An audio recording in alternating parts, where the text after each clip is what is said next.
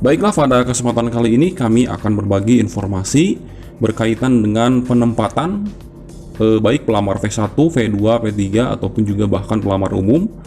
Dan diantaranya ada rekan-rekan yang sudah mendapatkan penempatan namun tidak muncul di aplikasi SSCSN-nya, dan ada juga yang belum mendapatkan penempatan sama sekali karena formasinya sudah habis.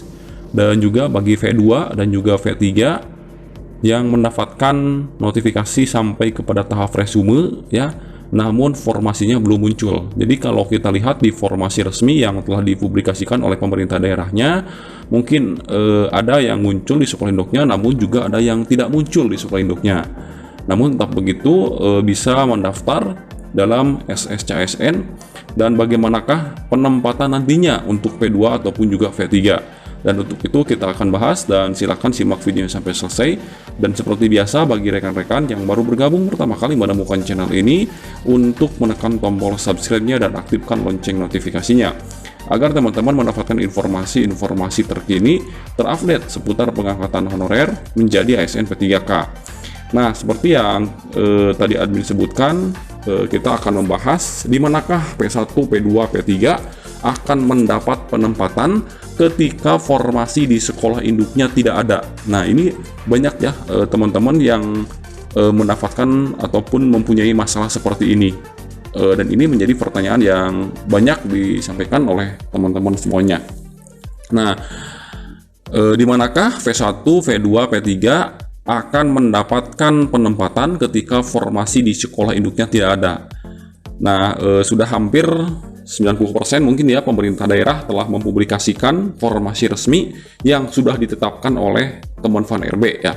Total kebutuhan ASN yang sudah ditetapkan oleh Kemenpan RB dan menjadi acuan ya di dalam formasi P3K tahun 2022 ini.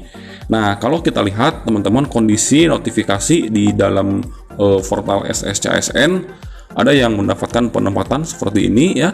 Anda mendapatkan penempatan, lokasi penempatan Anda akan ditetapkan pada saat pengumuman. Nah, bagaimanakah kita mengetahui penempatan kita, sedangkan di sekolah induknya itu tidak ada? Nah, ada juga yang seperti ini untuk V2 atau P3 yang data dapodiknya sudah terisi, sudah benar. Namun di dalam data dapodik ini kalau kita lihat dalam formasi resmi P3K tahun 2022 ini tidak ada ya. Tapi bisa melakukan pendaftaran sampai dengan tahap resume meskipun tidak ada formasi di sekolah induknya.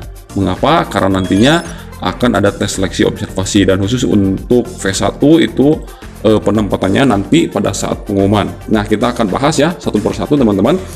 Nah, ini formasi resmi V3K tahun 2022, dan ini untuk notifikasi dalam SSCSN yang mendapatkan penempatan.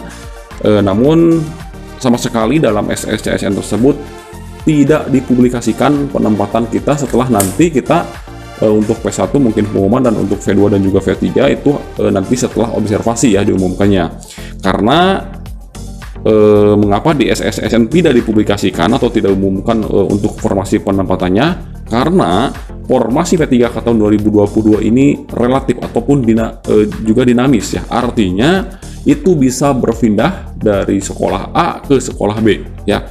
Misalkan dalam formasi resmi di sekolah SD A, namun nantinya guru yang V3 ya ataupun juga V2 yang mendapatkan nilai tertinggi itu berada di sekolah C, maka formasi akan mengikuti sekolah induknya. Nah, itu akan bahas ya teman-teman kita. Nah, ini penempatan bagi V1 yang di sekolah induknya tidak ada formasi. Nah, sebagaimana yang kita ketahui dalam Juknis P3K yang telah dirilis oleh Kemendikbudristek, bahwasanya untuk P1 itu diurut ya, urutannya yang pertama penempatan bagi THK2 dulu. Nah, jika masih belum ada siap formasi, maka penempatan guru non-ASN yang ada di sekolah negeri. Nah, kemudian penempatan untuk lulusan PPG, dan yang terakhir adalah ketika lulusan PPG, non-ASN dan juga THK2 itu tidak mungkin ada masih sisa formasi, maka penempatan guru swasta ya. Itu adalah salah satu urutannya. Ketika nanti keempat kategori ini belum mendapatkan formasi juga, itu akan ataupun dibagikan sebuah solusi, yaitu penilaian kesesuaian atau turun prioritas ya, seperti itu. Nah, sebagaimana yang kita ketahui bahwasanya untuk pelamar prioritas 1 akan ditempatkan di tempat tugasnya masing-masing apabila yang pertama tersedia penetapan kebutuhan selama di tempat tugasnya atau di sekolah induknya itu belum ada kebutuhan guru yang bersangkutan, yang bersangkutan. Misalkan guru bahasa Inggris. Nah, dalam formasi P3K itu tidak ada ya formasi bahasa Inggris di sekolah A tersebut.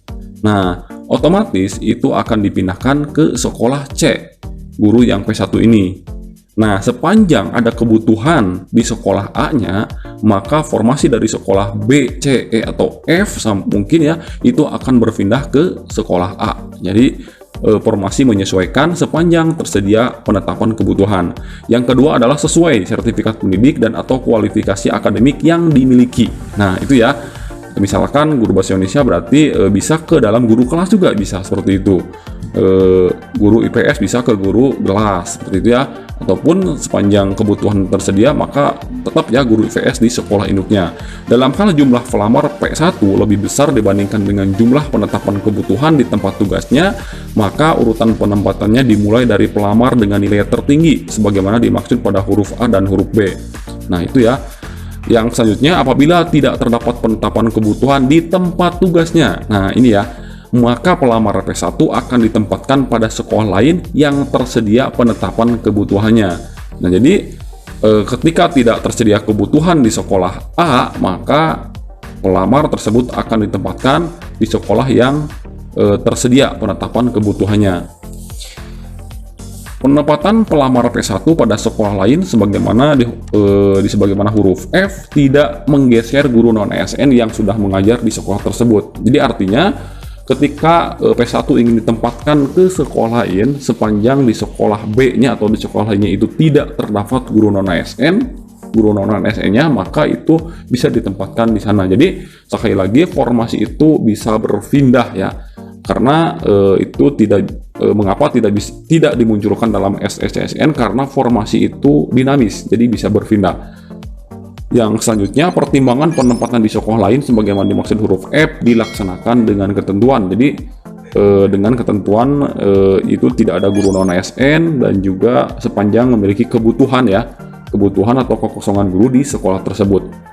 Nah, selanjutnya ini untuk V1 ya. Kalau untuk V1 saya yakin teman-teman V1 yang sudah mendapatkan penempatan di akun SSCSN-nya pasti itu akan ditempatkan ya. Namun belum dipublikasikan karena nantinya itu akan diumumkan serentak bersama V2 dan juga V3.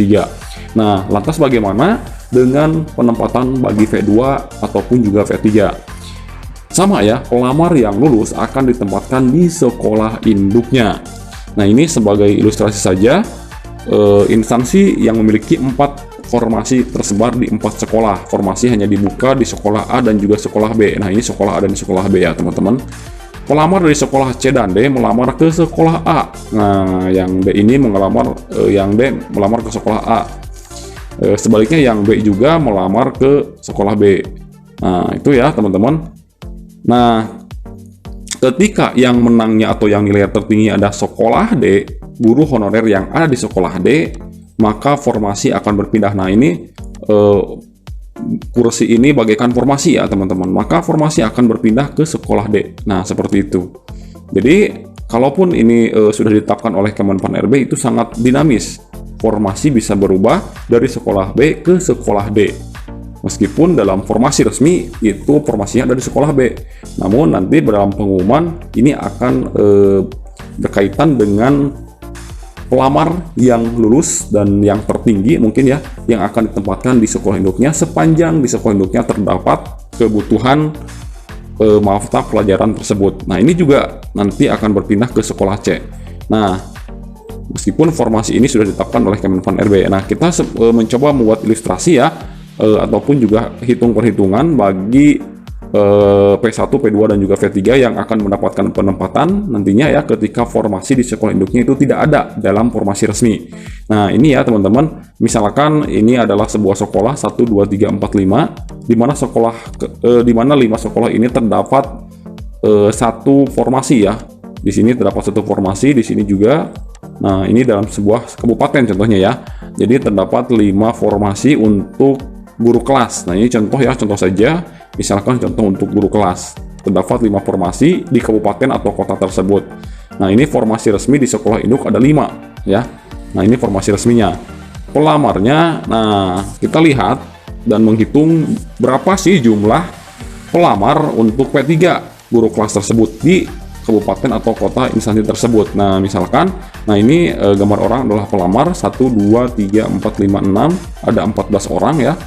Nah, ini sekolah yang ada pelamar P3-nya, namun di formasi resmi tidak ada.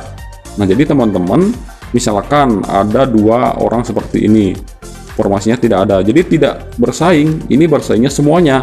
Misalkan dalam satu kabupaten itu ada pelamar V3, guru kelas ada 40 orang, maka 40 orang tersebut itu akan bersaing memperebutkan berapa kursi ya, berapa formasi dalam guru kelas tersebut. Nah, misalkan di sini ada 14 pelamar V3.